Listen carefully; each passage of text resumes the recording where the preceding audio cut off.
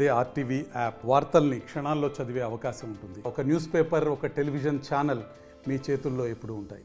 Hi hello నమస్తే welcome to RTV business. ప్రస్తుతం మనతో పాటు ఉన్నారు realtor oxygen founder and CEO doctor Nandi Rameshwar Rao గారు. 30 years of experience in real estate రంగం అండ్ రైట్ నౌ రియల్ ఎస్టేట్కి సంబంధించి ఎన్నో విషయాలు తెలుసుకోబోతున్నాం. Let me welcome you. Hi అండి, నమస్తే. నమస్తే అమ్మా. ఎస్ సార్, అసలు అంటే కొత్త గవర్నమెంట్ ఫామ్ అయ్యి ఆల్మోస్ట్ 2 months కావస్తుంది.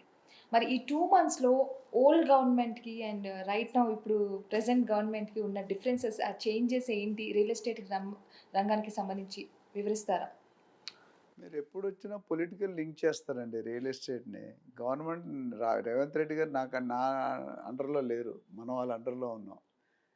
కాకపోతే మీరు అడుగుతుంది, నేను కామెంట్ చేయగలిగేది ఓవరాల్గా 70 రోజులు అయిపోయింది. యాజ్ ఆఫ్ టుడే 72 రోజులు అవుతుంది ఆయన సీఎంగా ప్రమాణ స్వీకారం చేసి. పెను మార్పులు తీసుకొచ్చాడు రియల్ ఎస్టేట్లో.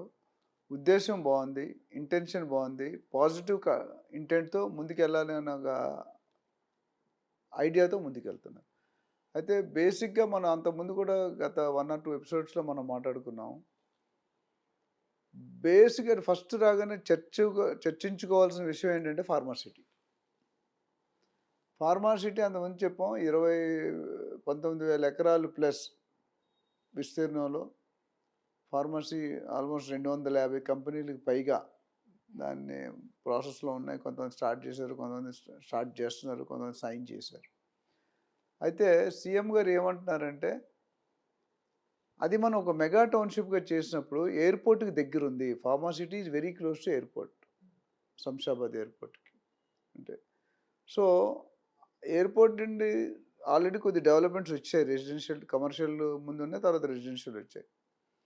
ఈ డెవలప్మెంట్స్ అయినప్పుడు ఈ బల్క్ డ్రగ్స్ అనే ఫార్మ్స్ కానీ అక్కడ ఉంటే వాటర్ పొల్యూటెడ్ అయినప్పుడు పబ్లిక్ ఇబ్బంది పడే అవకాశం ఉంది.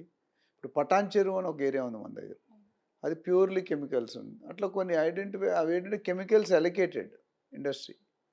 సో ఇక్కడ ఆయన ఉద్దేశం అంటే, ఈ సిటీలు డెవలప్ చేస్తామంటే కొద్దిగా దూరంగా తరలిద్దాము, ఇక్కడ ఫార్మా సిటీ తీసేస్తాం అనే ఉద్దేశంతో ఆయన మాట్లాడారు. ముందేమన్నారంటే మొత్తం కంప్లీట్ రద్దు అన్నారు. మళ్ళీ ఒక 10-15 days గ్యాప్లో రద్దు చేయట్లేదు, షిఫ్ట్ చేస్తున్నాం అన్నారు. ఎందుకంటే వ్యతిరేకత అనేది పబ్లిక్లో కనిపిస్తుంది. సో షిఫ్ట్ చేస్తున్నాడు. ఇంకోటి ఏమంటే, షిఫ్ట్ చేసి ఫార్మా విలేజెస్ చేస్తూ ఉంటున్నారు. ఫార్మా విలేజెస్ అంటే ఇప్పుడు మనం 10 నుండి 15 mega townships across the Telangana state 360 degreesలో 12 నుండి 15 మెగా టౌన్షిప్స్ ప్లాన్ చేయమన్నారు. సో నిన్న మన న్యూస్ వచ్చిందంటే, he has asked the certain concerned authorities to prepare 2050 vision. మీకు గుర్తుంటే చంద్రబాబు నాయుడు గారు సీఎం ఉండేటప్పుడు 1990sలో 2020 విజన్ అన్నారు. మీరు అప్పుడు నోటీస్ చూస్తే. ఇప్పుడు ఏమంటున్నారంటే 2050 విజన్ అంటున్నారు. అంటే ఇప్పటి నుండి మరొక 25-26 సంవత్సరాలకి అసలు ప్లాన్ ఎట్లా ఉండాలి. ఇంతకుముందు పాత గవర్నమెంట్ ఒక పర్టికులర్ ఏరియాని బాగా డెవలప్ చేశారు, హైప్ చేశారు, ఆర్టిఫిషియల్ జంప్ అయింది. మిగతా పార్ట్లంతా కూడా ఖాళీగానే ఎంటీగా ఉంది. అటు ఈస్ట్ పక్క కానీ, ఇటు నార్త్ పక్క కానీ అట్లా. సో ఇప్పుడు ఏమంటారంటే, ఫార్మాసిటీ రద్దు చెయ్యము, షిఫ్ట్ చేస్తాము. షిఫ్ట్ చేసి ఒకే దగ్గర మనకి 20,000, 25,000 ఎకరాలు దొరకదు కాబట్టి మనము 2,000, 2,500, 3,000 ఎకరాల్లో ఒక్కొక్క ఫార్మా క్లస్టర్ పెడదాం. టౌన్షిప్కి దూరంగా ఆ డిస్టెన్స్. అదే చెప్పిన గవర్నమెంట్ అథారిటీస్కి ఏం చెప్పారంటే వాళ్ళు మన రెసిడెన్షియల్ టౌన్షిప్ ప్యారలల్గా డెవలప్ అవ్వాలి. అదేవిధంగా ఈ ఫార్మాసిటీస్ కూడా ఉన్న comfort place, availability of land, దాన్ని బట్టి మనం డిసైడ్ చేద్దాం. సో రద్దు చేయట్లేదు, షిఫ్ట్ చేసి వేరే డిఫరెంట్ ప్లేసెస్లో సబ్ మాడ్యూల్స్ కింద పెట్టేస్తారు. దాన్ని ఆయన ఏమంటే ఫార్మా విలేజెస్ అంటున్నాడు, ఫార్మా క్లస్టర్స్ అంటున్నాడు సీఎం గారు. సో దీనివల్ల ఏమవుతుందంటే, మెగా టౌన్షిప్ వచ్చినందువల్ల thousands of people will start staying there. Green city అన్నారు, మెగా టౌన్షిప్స్ అన్నారు. సో ఆయన ఏమంటారంటే, ఒక వెస్ట్ జోన్ కాదు, మొత్తం ఎంటైర్ తెలంగాణకి మనం క్యాటర్ చేద్దాము, ఎంటైర్ తెలంగాణని డెవలప్ చేద్దాము. దీనివల్ల వచ్చే బెనిఫిట్స్ ఏంటంటే, అంతకుముందు ఏమవుతుందంటే డైలీగా ఎవ్రీ డే స్టాటిస్టిక్స్ ప్రకారం హైదరాబాద్కి 5 నుండి 10 మంది, 500 నుండి 600 మంది, 700 మంది ఎవ్రీ డే వచ్చి సెటిల్ అవుతున్నారు హైదరాబాద్. అది ఎక్కడి నుండి వస్తున్నారు? అటు ఏపీ నుండి రావచ్చు, ఇటు కర్ణాటక నుండి రావచ్చు, నార్త్ ఇండియా ఎక్కడి నుండి రావచ్చు.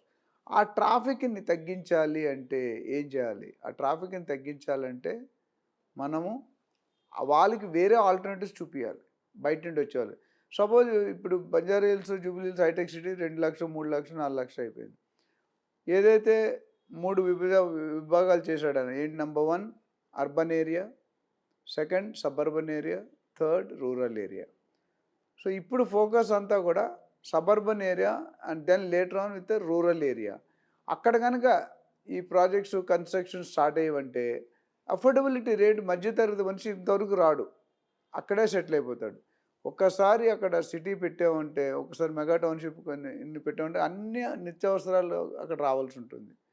Weather bus station, auto stand, post office, bank, hospital, schools, colleges.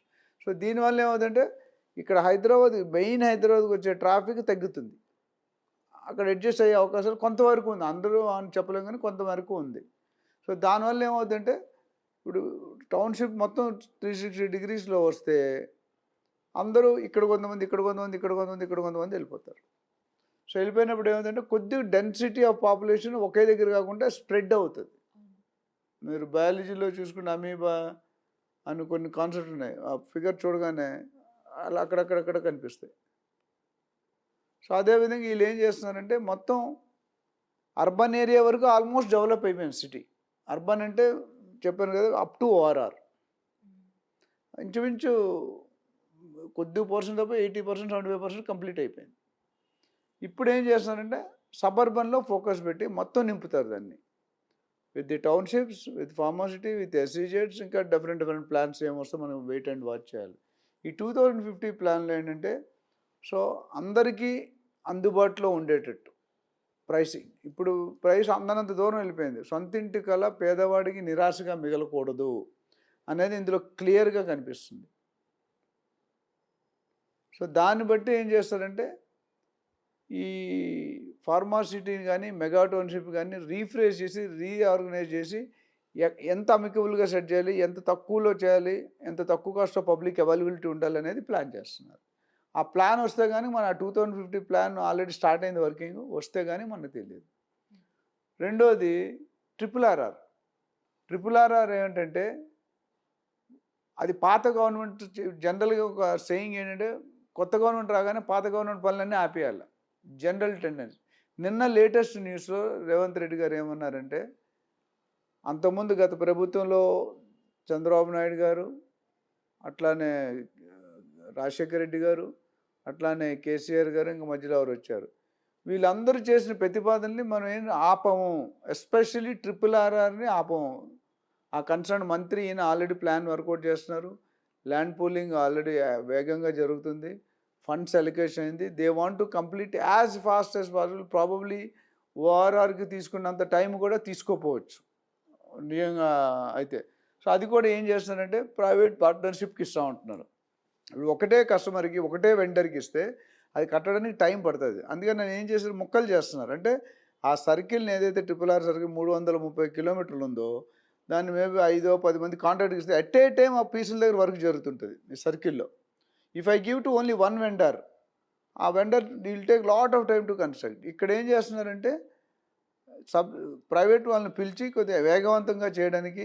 ఎందుకంటే ట్రిపుల్ ఆర్ఆర్ కనుక కన్స్ట్రక్ట్ అయిపోతే lot of revenue to the government. So triple ఆర్ఆర్లో బెనిఫిట్ ఏంటంటే they are very positive. What the previous government has thought, the same thing they are continuing. That is a very good sign. Second, the concerned minister is working on already the calling for tenders, pooling of land. అవన్నీ కూడా చాలా అగ్రెసివ్గా జరపాలని వాళ్ళు decision తీసుకున్నారు. And ఒక్కసారి construction start అయిందంటే triple RR కానీ అయిపోయిందంటే మాత్రం అసలు ORR is only 165 kilometres, triple RR is 330, double the circle. ఇంకో ఓఆర్ఆర్ ట్రిపుల్ ఆర్ అయిపోయిందంటే ఇప్పుడు మీరు సిటీలో తెలంగాణ స్టేట్ నుండి ఏ కార్నర్ నుండి వచ్చినా 1 hour to 2 hours డ్రైవ్లో వచ్చేస్తారు once the RR is completed. So that is the advantage. అంటే ట్రావెల్ టైం తగ్గుతుంది, డిస్టెన్స్ తగ్గుతుంది, ఎఫిషియన్సీ పెరుగుతుంది. ఇవన్నిటికంటే పాజిటివ్ పాయింట్ ఏంటంటే మధ్యతరగతి పర్సన్ ఎవరైతే ఉన్నారో 50,000 1,00,000 శాలరీ తెచ్చుకునే వాళ్ళు కొనుక్కునే కెపాసిటీ ఉంటుంది ల్యాండ్ని. సో వన్స్ డెవలప్ అయింది అనుకోండి, ఇప్పుడు ఏమవుతుందంటే కొన్ని ఏరియాస్లో టచ్ కూడా చేయలేం ప్రైసెస్. అది ఆర్టిఫిషియల్ జంప్ కొన్నాట్లో, అగ్రీడ్. బట్ ఎంతో కొంత ఇప్పుడు ఇక్కడ 4 లక్షలు ఉందంటే 3 లక్షలు 2 లక్షలు అయితే తక్కువ అయితే దొరకదు మనకి. సో దాన్ని దృష్టిలో పెట్టుకొని మొత్తం ఎంటైర్ తెలంగాణకి మనం సర్వ్ చేయాలి. అండ్ ట్రావెల్ టైం తగ్గాలి, ఇన్ఫ్రాస్ట్రక్చర్ పెంచాలి. ఇవన్నీ దృష్టిలో పెట్టుకొని చాలా అగ్రెసివ్గా ఇవన్నీ 2050 ప్లాన్లో కూడా ఇన్సర్ట్ చేస్తున్నారు. అంటే కొంచెం మాడిఫై చేసి రివైజ్ చేస్తున్నారు. అటు లాస్ట్ టైం కూడా మనం మాట్లాడుకున్నాం, మెట్రోలో కూడా చేంజెస్ ఉన్నాయి, ఎక్స్టెన్షన్ చేసి కొన్ని చేంజెస్ చేశారు. కొన్ని అదర్ ఏరియాస్ అమెరికన్ కౌన్సిలేట్ దాకా రాయదుర్గం నుండి వెళ్ళింది, నాగోల్ నుండి పటాన్చెరు అవన్నీ కూడా చూసాము, మియాపూర్ టు పటాన్చెరు. అట్లా ఇవన్నీ చేంజెస్ ఏంటంటే they are looking at Telangana state as a whole. They are not looking at one particular area only. So that is an definitely win win situation to the government, to the public and the voters. మరిన్ని videos కోసం channel ని subscribe చేయండి, latest updates కోసం WhatsApp channel ని follow చేయండి and link description లో ఉంది.